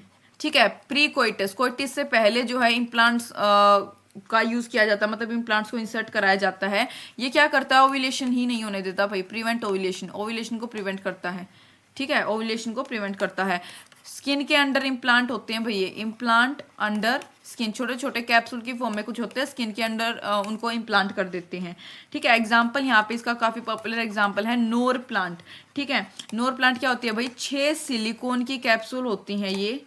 ठीक है, 6 सिलिकॉन की कैप्सूल होती है भाई, जिसमें प्रोजेस्टीन हार्मोन प्रेजेंट होता है। जिसमें क्या होता है भाई, प्रोजेस्टीन हार्मोन जो है, प्रोजेस्टीन हार्मोन इसमें क्या होता है भाई, प्रेजेंट होता है। क्या बोला मैंने, 6 सिलिकॉन की कैप्सूल होती है। एनसीईआरटी की बुक में आपका एक डायग्राम दे रखा है ऐसे। ठीक है, वो क्या होती है, इसमें प्रोजेस्टीन हार्मोन प्रेजेंट होता है। प्रोजेस्टीन हार्मोन एलएच की प्रोडक्शन को इनिबिट कर देता है, यानी कि एलएच की प्रोडक्शन यानी इस ल्यूटिनाइजिंग हार्मोन की प्रोडक्शन को नहीं होने देता, जिसकी वजह से ओव्यूलेशन होता है, जो यानी कि पीरियड साइकिल के 14th डे पे ओव्यूलेशन होता है, उसको होने ही नहीं देता। ठीक है भाई, नेक्स्ट हम बात करेंगे emergency contraceptive method. Emergency contraceptive method में क्या होता है भाई, मतलब पोस्ट कोइटस, मतलब कि भाई इंटरकोर्स हो गया, मान लो कि सेक्स हो चुका है, उसके बाद जो है इमरजेंसी में पिल का जो है इंटेक्ट करना पड़ेगा। ठीक है, तो उस दौरान एक मतलब आई पिल नाम की या फिर अनवांटेड 72 आई पिल, और एक होती है भाई अनवांटेड 72, इस ये नाम की पिल ली जाती है 72, मतलब कि कोइटस के यानी सेक्स के 72 आवर्स के विद इन, जो अगर इन पिल्स का इंटेक हो गया तो प्रेगनेंसी जो है वो प्रिवेंट हो सकती है। कौन सी भाई, आई पिल और अनवांटेड 72। ठीक है, पीछे मैंने आपको इम्प्लांट बताया, इम्प्लांट 6 सिलिकॉन की कैप्सूल होती है, 3 साल तक ये जो है इफेक्टिव रहती है, ओव्यूलेशन को नहीं होने देती। उसके बाद हम बात करेंगे भाई किसकी, सर्जिकल मेथड। अब एक सर्जिकल मेथड हमारे पास यहाँ पे होता है। हम नेक्स्ट बात करेंगे किसकी भाई, सर्जिकल मेथड्स की। ठीक है, सर्जिकल मेथड, सर्जिकल मेथड को हम स्टेरिलाइजेशन भी बोल सकते हैं भाई। देखो ये क्या होता है, एक टर्मिनल मेथड होता है, मतलब कि मान लो कि एक दो बच्चे जितने भी अपने भाई मान लो कि एक दो बच्चे जितने भी उनकी इच्छा अनुसार बच्चे हो चुके हैं किसी कपल के, तो अब वो जो है फर्दर प्रेगनेंसी नहीं चाहते हैं। ठीक है, प्रिवेंट एनी मोर प्रेगनेंसी को प्रिवेंट करने के लिए जो है सर्जिकल मेथड का यूज किया जाता है। इसको स्टेरिलाइजेशन भी बोल सकते हैं। मेल्स में जो है वेसेक्टोमी होती है, जिसको नसबंदी बोलते हैं भाई। ठीक है, लोकल लैंग्वेज में नसबंदी बोला जा सकता है उसको। ट्यूबेक्टोमी और फीमेल में होती है ट्यूबेक्टोमी, ये मेल्स में वेसेक्टोमी, फीमेल में क्या होती है, ट्यूबेक्टोमी। ठीक है, वेसेक्टोमी में क्या होता है भाई, एक स्मॉल पार्ट जो होता है वास डेफरेंस का, उसको रिमूव कर देते हैं और उसको टाई अप कर देते हैं एक छोटा सा कट लगा के। ठीक है, स्क्रोटम पे।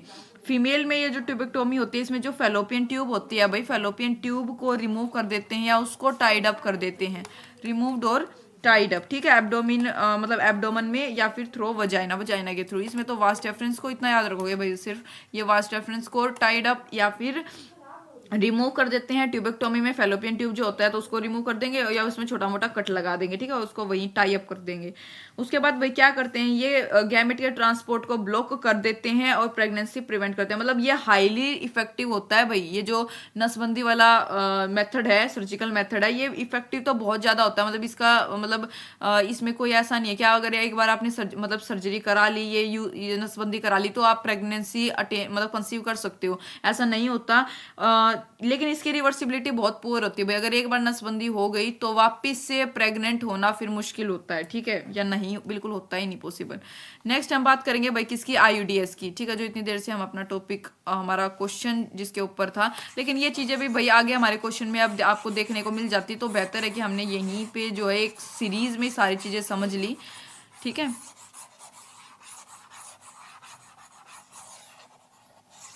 तो नेक्स्ट हमारे पास क्या है भाई, आईयूडीएस। ठीक है, आईयूडीएस में भाई कॉपर टी वगैरह, मल्टी लोड, ये हमारे सारे आ जाते हैं। मैं आपको बताऊंगी, ये भी अलग अलग प्रकार की होती हैं सारी। आईयूडीएस की बात करेंगे भाई यहाँ पे हम। ठीक है, क्या मतलब होता है इसका, इंट्रा यूट्राइन डिवाइसेस। ठीक है, देखो ये भाई डॉक्टर्स के द्वारा मतलब इन यूट्रस वजाइना, मतलब यूट्रस में जो होती है फीमेल के यूट्रस में इनको इंसर्ट किया जाता है।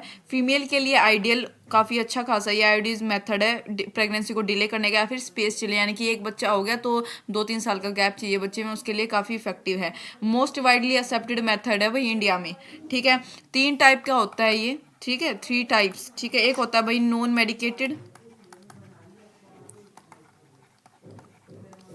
एक होता है नॉन मेडिकेटेड, एक होता है भाई कॉपर रिलीजिंग, एक होता है भाई hormone releasing.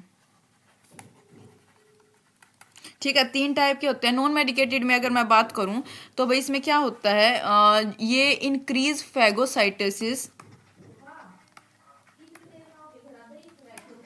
Of sperm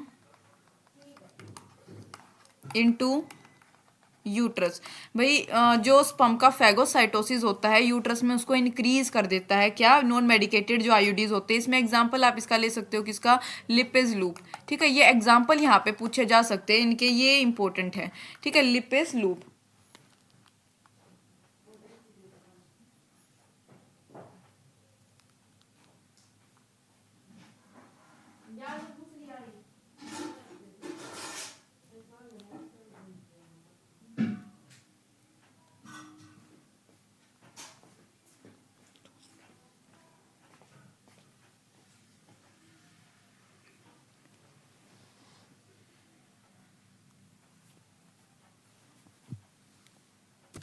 phagocyte क्या होता है, सबसे पहले भैया मतलब समझ लो आप, ये टाइप ऑफ सेल होता है जिसके पास एबिलिटी होती है कि वो इंजेस्ट कर सके या कुछ मतलब कई बार डाइजेस्ट कर सके जो भी फॉरेन पार्टिकल्स वगैरह आते हैं।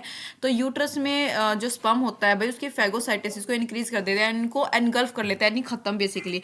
कॉपर रिलीजिंग आयोडीन आयोडीज में क्या होता है भाई, ये कॉपर आयन को रिलीज करते हैं, यानी कि ये जो स्पर्म की मोटिलिटी होती है उसको क्या कर देते हैं, सुप्रेस, कम कर देते हैं बिल्कुल, जिसकी वजह से मोटिलिटी नहीं हो पा रही, स्पर्म की फर्टिलाइजेशन कैपेसिटी भी कम हो जाएगी, इनकी फर्टिलाइजेशन नहीं हो पाएगी। कॉपर टी हो गया इसका एग्जाम्पल। ठीक है, और कॉपर 7 हो गया, मल्टीलोड 375। ठीक है, ये सारे जो हैं कॉपर रिलीजिंग आईयूडीएस के एग्जाम्पल है। हार्मोन रिलीजिंग आईयूडी की बात करूं मैं, तो ये क्या करते हैं, हार्मोन को रिलीज करते हैं, यानी कि और जो यूट्रस को अनसुटेबल बना देते हैं कि वहां पे इम्प्लांटेशन ही ना हो सके। ठीक है, इसका एग्जाम्पल हो सकता है भाई प्रोजेस्टासर्ट या फिर LNG-20, और दूसरा क्या है, प्रोजेस्टासर्ट। इसके एग्जाम्पल अच्छे से याद रख लेना भाई। ठीक है, तो भाई यहाँ पे मैंने आपको पूरा कॉन्ट्रासेप्टिव मेथड बता दिया, STIs ऑलरेडी मैं बता चुकी थी। तो भैया बिना टाइम वेस्ट किए हम डायरेक्ट अपने क्वेश्चन को सोल्व करते हुए चलेंगे। हमारे पास क्या क्वेश्चन है भाई, देखो, विच of the following statement is correct, IDs suppress gametogenesis. IDs क्या है, गैमेटोजेनेसिस को सुप्रेस कर देते हैं भाई, ये गलत है। गैमेटोजेनेसिस का मतलब होता है गैमेट की फॉर्मेशन होना, गैमेट की फॉर्मेशन तो होगी भाई, गैमेटोजेनेसिस को कैसे ये सुप्रेस कर सके, स्पर्म और ओवम तो जो है बनेंगी। नेक्स्ट है IUDs once inserted need to be replaced. नहीं भाई, ये रिप्लेस्ड करने की कोई नीड नहीं होती कि आईयूडी एक बार इंसर्ट कर दिया तो वो बार बार रिप्लेस करना होगा, ऐसा नहीं होता। एक पर्टिकुलर टाइम पीरियड के लिए होता है कि भाई कोई 10 साल के लिए, ठीक है, किसी की 6 साल की, ये ऐसे होता है। IUDs are generally inserted by user, user के द्वारा नहीं भाई, डॉक्टर के द्वारा, यूजर खुद से नहीं कर सकता। आईयूडीज इंक्रीज कर देता है फैगोसाइटिस स्पर्म का यूट्रस में। अभी ये लाइन मैंने पढ़ाई है, डी ऑप्शन करेक्ट है। Which of the following contraceptive method do involve a role of human, human का हार्मोन का, सॉरी ह्यूमन कह रही हूँ, सॉरी, हार्मोन का रोल कौन सा इन्वॉल्व करता है, लैक्टेशनल, अमीनीरिया, पिल्स, इमरजेंसी कॉन्ट्रासेप्टिव। बिल्कुल ठीक है भाई, अभी हमने पढ़ा था हार्मोन इसमें इन्वॉल्व होते हैं लैक्टेशनल अमीनीरिया के दौरान। ठीक है, जो गोनेडोट्रोफिन रिलीजिंग हार्मोन की एक्टिविटी बिल्कुल सुप्रेस हो जाती है। पिल्स में प्रोजेस्टेरोसर्ट वगैरह होते हैं। इमरजेंसी कॉन्ट्रासेप्टिव्स में जो है दोनों का कॉम्बिनेशन होता है पिल्स का। ठीक है, करेक्ट ऑप्शन हमारे पास इसका क्या आएगा, सी। ठीक है, एक minute wait.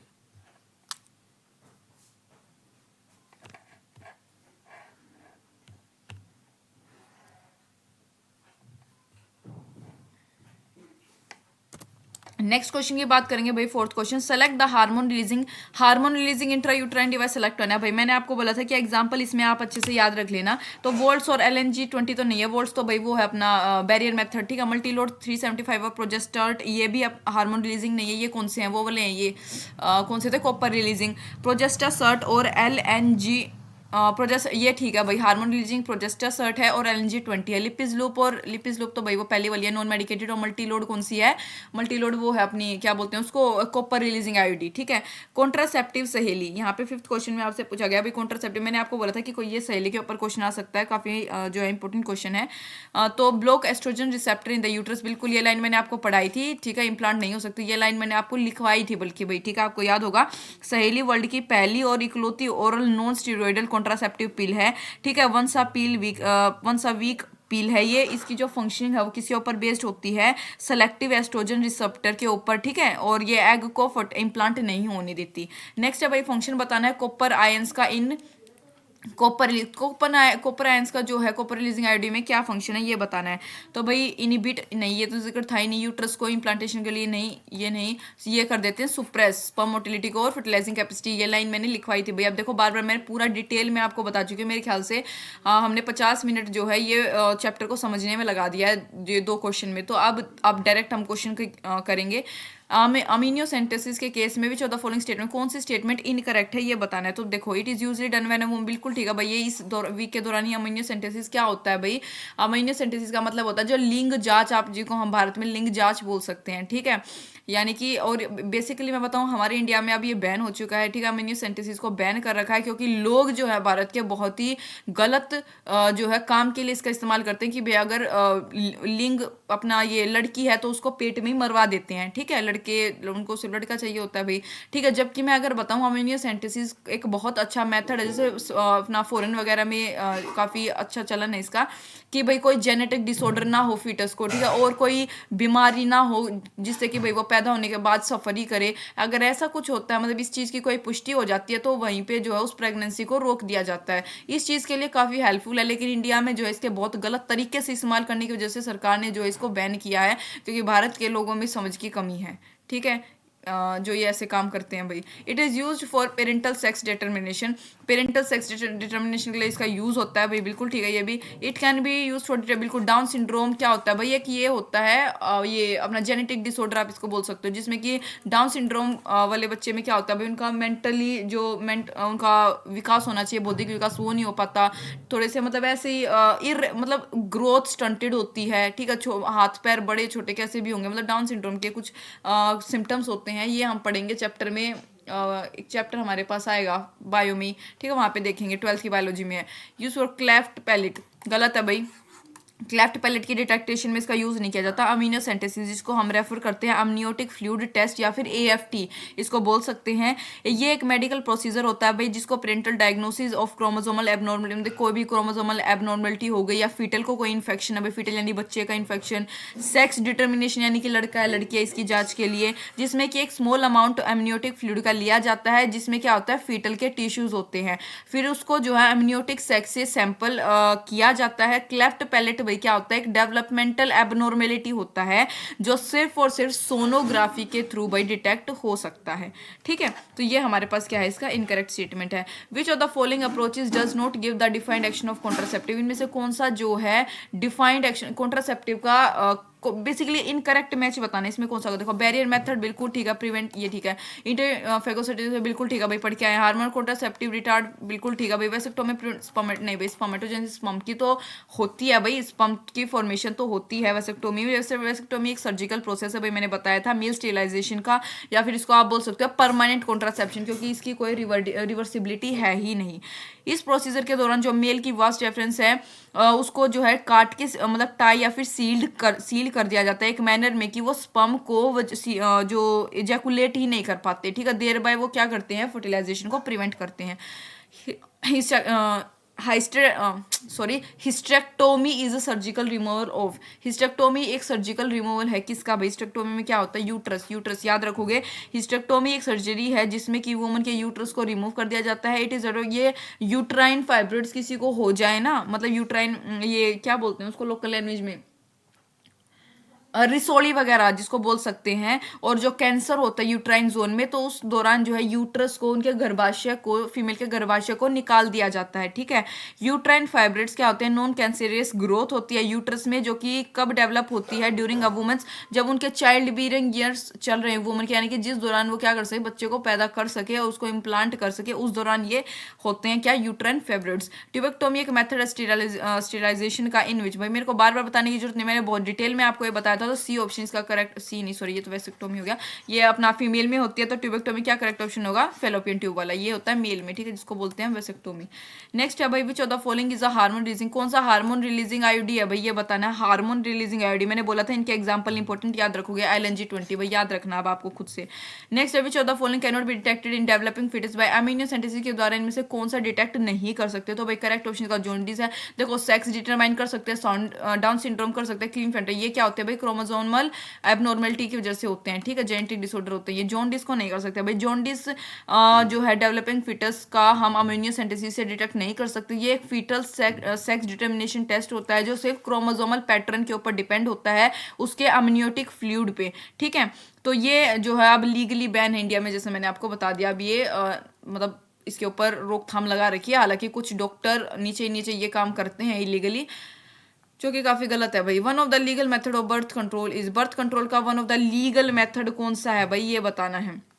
Bye अब्स्टेनिंग from coitus नहीं भाई, legal method having coitus at the time of daybreak, premature नहीं है, अबॉर्शन बाय टेकिंग बिल्कुल ठीक है भाई। ये लीगल मेथड है भाई, यहाँ पे हम कानून के तहत बात कर रहे हैं, ये तो भाई पर्सनल हो गया, इसमें कोई लॉ थोड़ी है इसके ऊपर। लेकिन लीगल मेथड का मतलब है जो भाई कानून में मतलब उसके तहत आए। तो यहाँ पे अबॉर्शन ही है भाई लॉ के अंडर, तो अबॉर्शन बाय टेकिंग एक अप्रोप्रिएट मेडिसिन लेके अबॉर्शन कराना एक लीगल मेथड है बर्थ कंट्रोल का। One of the following is not a method of contraception, which one, कौन सा इनमें से कॉन्ट्रासेप्शन का मेथड नहीं है ये बताना है भाई। ट्यूबेक्टोमी है, कॉन्डम से आपको पता है, pills of combination of oxytocin, गलत है भाई, ऑक्सीटोसिन और वैसोप्रेसिन बिल्कुल गलत है। वैसोप्रेसिन का काम होता है या रीएब्जॉर्प्शन में मदद करती है वाटर की, ठीक है, किडनी में। ऑक्सीटोसिन जो है डिलीवरी के टाइम पे जो है प्लेसेंटा ये हार्मोन रिलीज करता है कॉन्ट्रैक्शन के लिए, ठीक है, यूट्रस की कॉन्ट्रैक्शन के लिए, तो ये उसके लिए होता है, तो ये गलत है। लिपिस लुपिस भी ठीक है। What is the figure given below showing in the particular, यहाँ पे कौन सी किस जो फिगर दे रखी है किसकी है, तो देखो भाई ये क्या होगा, ट्यूबेक्टोमी राइट, फीमेल का क्या हो रहा है यहाँ पे फेलोपियन ट्यूब को टाइड अप कर रखा है, तो tubectomy. Which one of the following is the most widely accepted method of contraception, कौन सा है भाई, आयोडीज, बताने की भी जरूरत नहीं है, ये लाइन मैंने बताई थी आपको। कॉपर रिलीज, कॉपर आयंस जो रिलीज होते हैं कॉपर रिलीजिंग इंट्रायूट्राइन डिवाइसेस से, वो क्या करते हैं, क्या मतलब उनका काम होता है, सुप्रेस स्पर्म मोटिलिटी, जो स्पर्म की मोटिलिटी है उसको सुप्रेस कर देते हैं, ये हम पढ़ चुके हैं भाई। देखो ये इसी वजह से मैंने पूरा डिटेल में स्टार्टिंग में बता दिया था, इसके ऊपर आगे भरमार में क्वेश्चन थे, मैं कहा फिर अच्छे से सीरीज में एक बार क्वेश्चन करते चलेंगे, ठीक है। गिवन बिलो 4 मेथड दे रखी है टू डी और उनके मोड ऑफ एक्शन दे रखी है यहाँ पे to D in achieving contraception. Select करना है correct matching from the 4 option that जो हमें दे रखा है, करेक्ट मैचिंग कौन सा होगा। तो भाई देखो करेक्ट ऑप्शन यहाँ पे ये हमारे पास, देखो पिल क्या करती है, ओव्यूलेशन को प्रिवेंट करती है। कॉन्डम क्या करता है भाई, स्पर्म को सर्विक्स तक नहीं पहुंचने देता। वैसेक्टोमी का क्या काम होता है भाई, सीमन तो होता है लेकिन वो स्पर्म कंटेन नहीं करता। कॉपर का क्या काम होता है भाई, वो इम्प्लांटेशन को प्रिवेंट करता है, तो करेक्ट ऑप्शन क्या आएगा, ए। नेक्स्ट कॉपर एक डिवाइस है जो क्या प्रिवेंट करता है भाई, कॉपर यानी कि आयोडीन क्या प्रिवेंट करता है, इम्प्लांटेशन, ब्लास्टोसिस्ट का इम्प्लांटेशन को ये क्या करता है, प्रिवेंट करता है, ठीक है। तो नेक्स्ट हम बात करेंगे जो परमिसिबल यूज है टेक्निक अम्यूनियोसेंटेसिस का इज फॉर, परमिसिबल यूज क्या हो सकता है इसका, तो भाई डिटेक्टिंग नहीं भाई, ये गलत। आर्टिफिशियल इंसेमिनेशन नहीं, ट्रांसफर एम्ब्रियो नहीं भाई, डिटेक्टिंग बिल्कुल, जेनेटिक एबनॉर्मलिटी को डिटेक्ट करने के लिए ये एक अच्छा खासा यूज है इसका। अम्यूनियोसेंटेसिस एक टेक्निक है जिसमें क्या होता है भाई, by which the essential amino acid का जिक्र नहीं होता, by chromosomal abnormality in foetus can be detected, in sex foetus can be reverse कैसे हो जाएगा भाई, ये तो बिल्कुल ही गलत हो गया ना, नेचर के खिलाफ बात हो रही है। Use for correcting genetic, correct भी कर सकते हैं भाई, पता लगा सकते हैं। नेक्स्ट है भाई अब हमारे पास आ गए एमटीपी सेक्सुअली ट्रांसमिटेड डिसीज और इनफर्टिलिटी, इसके ऊपर हमारे पास क्वेश्चन है यहाँ पे।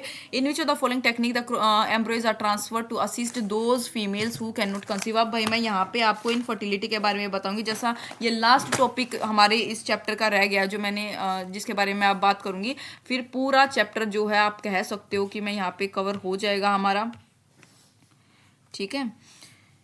तो देखो भाई इनफर्टिलिटी का क्या मतलब होता है, अनेबल टू मतलब जो बच्चे को पैदा नहीं कर सकते, अनप्रोटेक्टेड सेक्स के बावजूद भी बच्चे को प्रोड्यूस करने में अनेबिलिटी। ये कोई फिजिकल कारण की वजह से हो सकता है, कॉन्जेंशियल हो सकता है, कोई इम्यूनोलॉजिकल रीजन हो सकता है, किसी ड्रग के कारण हो सकता है, कोई भी कारण हो सकता है इसका। तो इसके लिए भाई ART यानी कि असिस्टेड रिप्रोडक्टिव टेक्नोलॉजी का यूज किया जाता है, जिसमें कि मैं यहाँ पहले सबसे पहले 2 टर्म समझ लो कि अगर फर्टिलाइजेशन फीमेल बॉडी के बाहर कराई जा रही है, fertilisation outside from female body in laboratory यानी कि लैब्स वगैरह में, तो उसको बोला जाता है in vitro fertilisation. Vitro fertilisation यानी कि IVF, इन विट्रो यानी कि फीमेल बॉडी के बाहर फर्टिलाइजेशन हो रही है लेबोरेटरी में। अगर इनसाइड फीमेल बॉडी है तो उसको बोला जाता है in vivo. Inside female body को क्या बोलेंगे, इन विवो। याद रखोगे ये डिफरेंस, आगे काम आएगा भाई।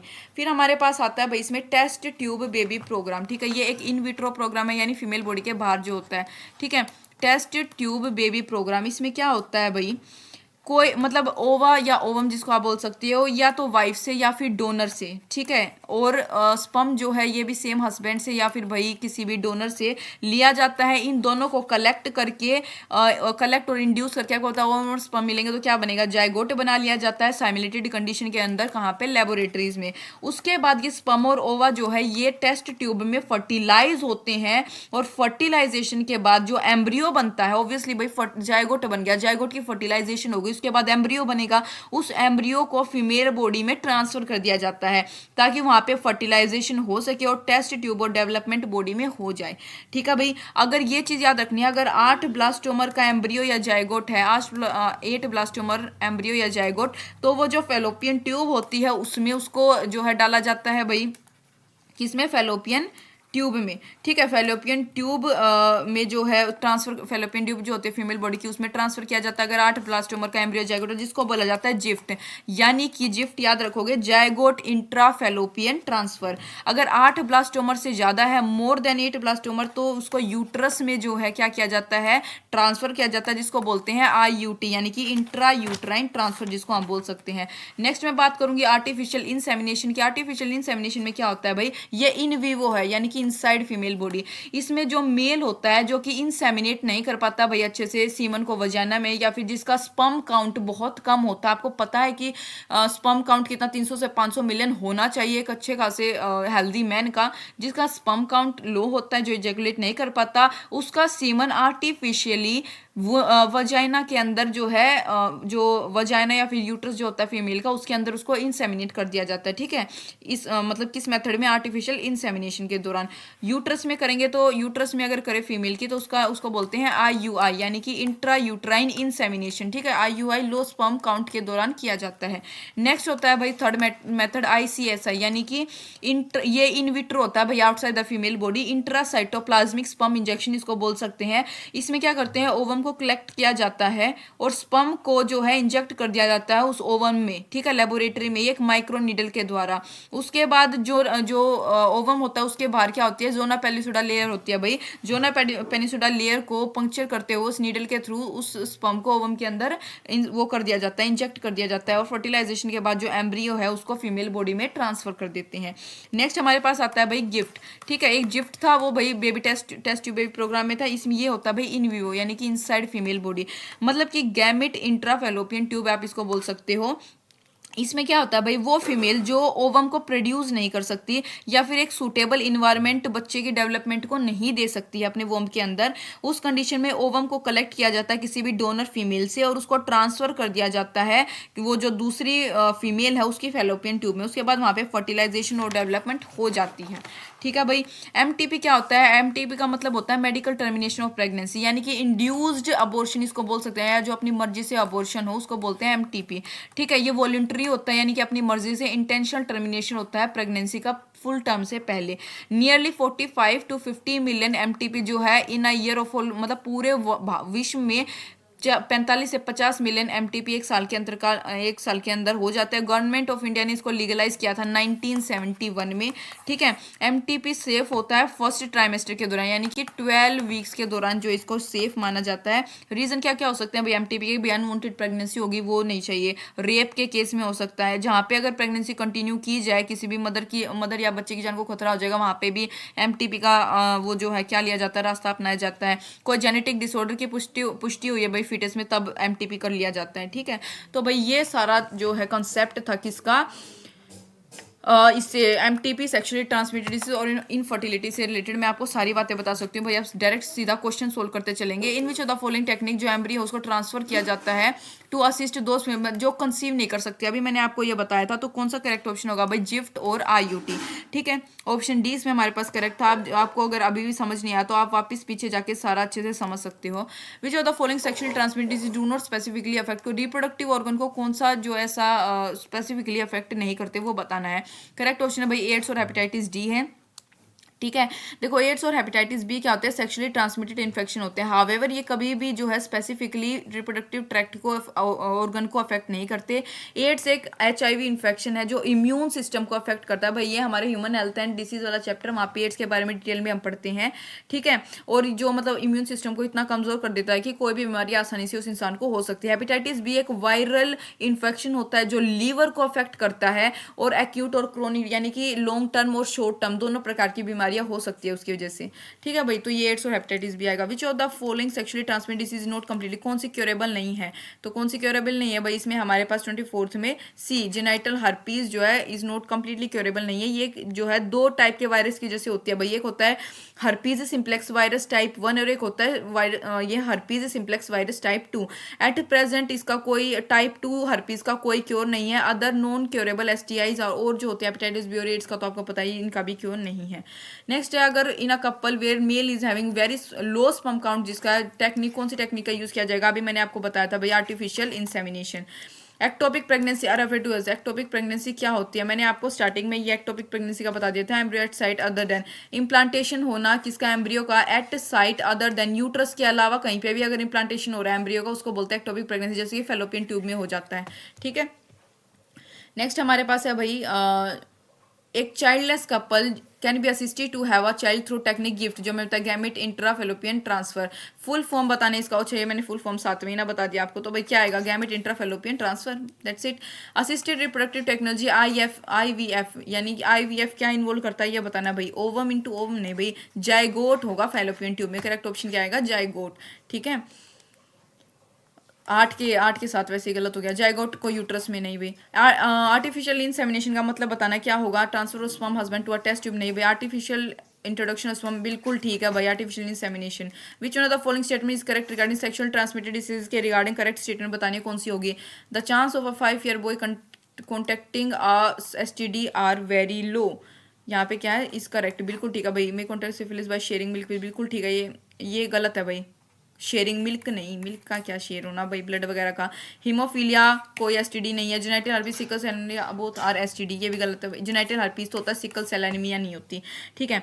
अब देखो STDs क्या होती है, मोर कॉमन होती है भाई, मैंने आपको ये एज लिखवाई थी, 15 से 24 साल के एज ग्रुप में कॉमन होते हैं। Gonorrhoea, syphilis, genital herpes, chlamydiasis, genital warts, trichomoniasis, hepatitis B, AIDS, ये कुछ कॉमन STDs होती है। हीमोफीलिया एक सेक्स लिंक्ड रिसेसिव डिसीज है भाई, जिसको हम पढ़ेंगे चैप्टर में आएगा हमारे पास, जो कि ट्रांसमिशन शो करती है एक अनअफेक्टेड कैरियर फीमेल से, कुछ मेल उनके जो मेल बच्चे होते हैं उसमें, ठीक है। सिकल सेल एनीमिया की बात करूँ, ये एक auto immune linked recessive trait होता है, जिसमें कि दोनों पार्टनर जो है जीन के कैरियर होते हैं, फिर आगे उनके बच्चों में होता है। Stage referred into uterus after induced fertilisation of ova in the laboratory is, तो क्या आएगा भाई, इसको बोलते हैं मोरिला।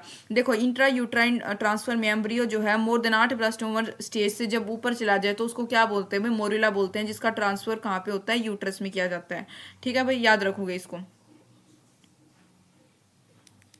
नेक्स्ट है test tube baby programme employs which one of the following technique, कौन सी टेस्ट ट्यूब बेबी में कौन सा होता है भाई, मैंने आपको बताया था ICSI नहीं होता, IUI ये जिफ्ट नहीं होता, GIFT आएगा, ये गिफ्ट नहीं होता, जिफ्ट होता है भाई। देखो पहले मैंने आपको ये बता दिया था। Medical termination pregnancy is consider safe up to कितना भाई, कितने वीक तक उसको सेफ कंसीडर किया जाता है, कितना 12 वीक मैंने बताया था, ठीक है। उसके बाद थोड़ा सा रिस्क हो जाता है। टेक्निक जिसको हम गैमेट गिफ्ट बोलते हैं, रिकमेंडेड फॉर दोज फीमेल्स, कौन सी फीमेल्स के लिए रिकमेंड किया जाता है, जो कि एक ओवम प्रोड्यूस नहीं कर सकती लेकिन एक सुटेबल इन्वायरमेंट प्रोवाइड कर सकती है भाई, ठीक है। नेक्स्ट है कंसीडर करना स्टेटमेंट को जो हमें दे रखी कॉन्ट्रासेप्शन से रिलेटेड एंड डायरेक्टेड देयरफाई, ठीक है। और आगे बताना है स्टेटमेंट हमें दे रखी है भाई, तो which two of the above are correct. Medical termination of pregnancy during first trimester बिल्कुल ठीक। जनरल चांसेस कौन सा स्टेटमेंट, मदर 2 साल गलत है भाई, 6 महीने बताया था। जब एक माँ अपने बच्चे को जब 6 महीने तक जो है इंटेंस लैक्टेशन का पीरियड होता है तब तक ही नहीं होता। Like copper T are effective contraceptive, बिल्कुल ठीक है भाई। कॉन्ट्रासेप्शन पीरियड में up to 1 peak and coitus सब गलत है भाई, ये आएगा अपना फर्स्ट एंड थर्ड, ठीक है। सी आपको पता मैंने बताने की जरूरत नहीं। Test tube baby is one who, test tube baby कौन सा होता है जिसमें क्या हो भाई, बोर्न आउट ऑफ नहीं भाई, हैज अंडरगो डेवलपमेंट बिल्कुल नहीं, is born out of technique of fertilisation in vitro, lab में इन विट्रो वर्ड यूज करना है भाई। टेस्ट ट्यूब में मैंने आपको बताया था डेवलप विदाउट, ये गलत है। तो भाई इसी के साथ हमारा जो चैप्टर है ये फिनिश हो गया है। उम्मीद है आपको समझ आया होगा। Thank you for watching.